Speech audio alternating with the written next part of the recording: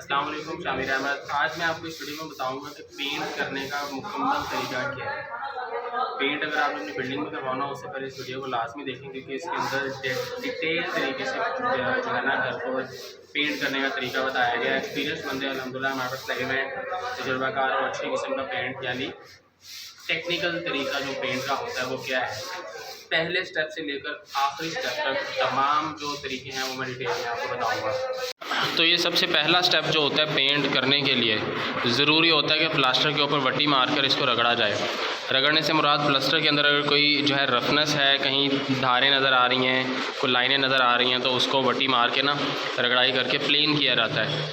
और उसका फ़ायदा ये होता है कि फिर जो प्लास्टर होता है ना वो बिल्कुल प्लेन हो जाता है।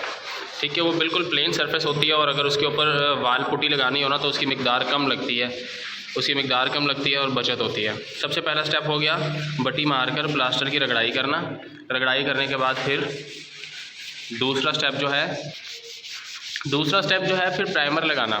प्राइमर बेस ये ऑयल में भी होता है और वाटर बेस भी होता है। ऑयल बेस भी होता है और वाटर बेस भी होता है। हम जो यूज़ कर रहे हैं हम ऑयल बेस यूज़ कर रहे हैं। ऑयल बेस को अच्छी क्वालिटी का समझा जाता है, थोड़ा सा एक्सपेंसिव होता है, महंगा होता है। और वाटर बेस जो होता है वो थोड़ा सा सस्ता होता है, लेकिन क्वालिटी उसकी भी बहुत बेहतरीन और अच्छी होती है। वो जितना गुड़ डालेंगे उतना मीठा है। तो बट्टी मारने के बाद दूसरा स्टेप जो है वो इसके ऊपर प्राइमर लगाया जाता है, प्लास्टर के ऊपर। ठीक है, प्राइमर लगाने का मकसद ये होता है कि कलर को जो है ना बेस बन जाती है पेंट करने के लिए, दीवार के ऊपर उसकी बेस बन जाती है और जो पेंट होता है वो अच्छे से दीवार के साथ मर्ज हो जाता है। तो तीसरा स्टेप जो है वो है इसके ऊपर वाल पुट्टी का मैं कह रहा था ना, वाल पुट्टी क्या होती है, इसके ऊपर इसकी सरफेस को मुलायम करने के लिए इसके ऊपर एक हाथ वाल पुट्टी का लग गया, ये सामने हो रही है। ठीक है, ये थोड़ी सी जैसे कहते हैं लेटी टाइप होती है और इसके ऊपर ना वो मुलायम करने के सरफेस, तो इसका एक हाथ इसके ऊपर लग चुका है और दूसरा हाथ यानी एक कोट लग चुका है, दूसरा कोट इसके ऊपर लग रहा है। ज़रूरत पड़ी तो तीसरा भी लगेगा, ज़रूरत पड़ी तो चौथा भी लगेगा। और हो सकता है कि ये एक ही कोट में फाइनल हो जाए, यानी ये तब तक हमने करनी होती है जब तक कि नीचे की सरफेस हमारी बेस बन ना जाए, मुलायम ना हो जाए, पेंट के लिए तैयार ना हो जाए। चाहे वो एक हाथ के अंदर सरफेस तैयार हो जाए, चाहे वो 3 हाथ के अंदर सरफेस, चाहे एक कोट में हो जाए, चाहे 3 कोट के अंदर सरफेस तैयार हो जाए, तब तक हम इसे ये करते रहते हैं। इसका मटीरियल मैं आपको दिखाता हूँ, बता मटीरियल दिखाना। ये होती है, ये देखें, ये यहाँ पे लिखा हुआ है वाल पुट्टी, सही है। और ये इस टाइप की होती है, इसके अंदर जो है ना इससे पेंट की क्वालिटी बहुत बेहतरीन हो जाती है, बेस बहुत अच्छी बन जाती है।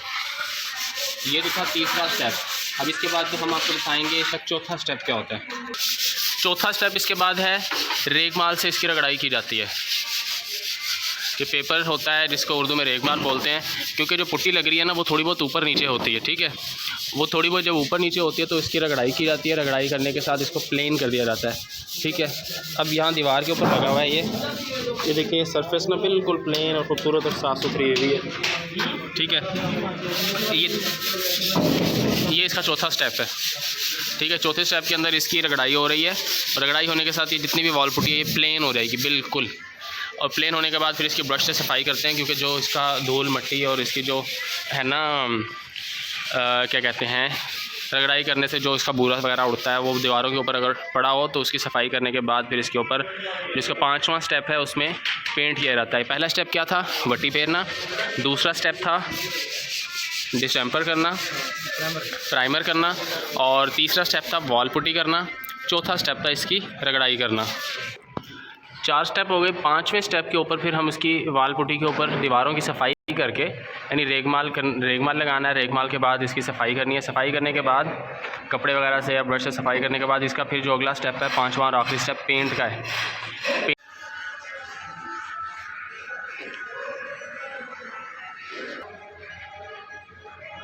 और ये रूम के अंदर पेंट हुआ है। ये देखिए, रूफ़ के ऊपर वाइट पेंट है और दीवारों के ऊपर जो पेंट है वो थोड़ा कलर मुख्तलिफ है, डिफरेंट है।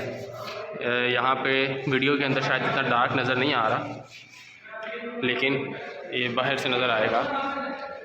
ये देखें,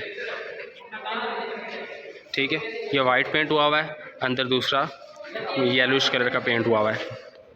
तो इसका 5वां और आखिरी स्टेप जो है वो पेंट का होता है। अच्छा, ये थे सारे के सारे स्टेप जो मैंने आपको बताए।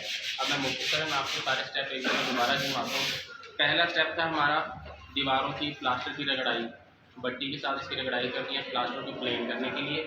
दूसरा स्टेप था इसके ऊपर प्राइमर लगाना, वाटर बेस भी होता है, ऑयल बेस भी होता है, हम ऑयल बेस यूज़ कर रहे हैं और पेंट की सरफेस बनाने के लिए। तीसरा स्टेप था इसके ऊपर वॉल पुटी करना, जो कि एक हाथ के अंदर यानी एक कोट के अंदर भी फाइनल हो सकती है, 3 पे भी हो सकती है। जिस कोट के अंदर आपकी सफाई आ जाए, फिनिशिंग आ जाए, उतने कोट आपको इसके ऊपर करने होते हैं। चौथा स्टेप हो गया वॉल पुटी के बाद उसकी रगड़ाई का, रगड़ाई करके वॉल पुटी को प्लेन करना है, यानी पेंट की सरफेस बनानी है। उसके बाद ब्रश से दीवारों को साफ कर देना है।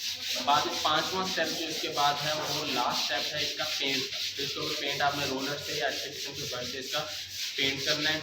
और फिर पेंट के लिए आपने इसी तरह से 2 कोट करने हैं या 3 करने हैं या 4 कोट करने हैं, जितने कोट के अंदर दीवारों की सफाई आ जाए उतने कोट आपने करने हैं इसके अंदर, ठीक है।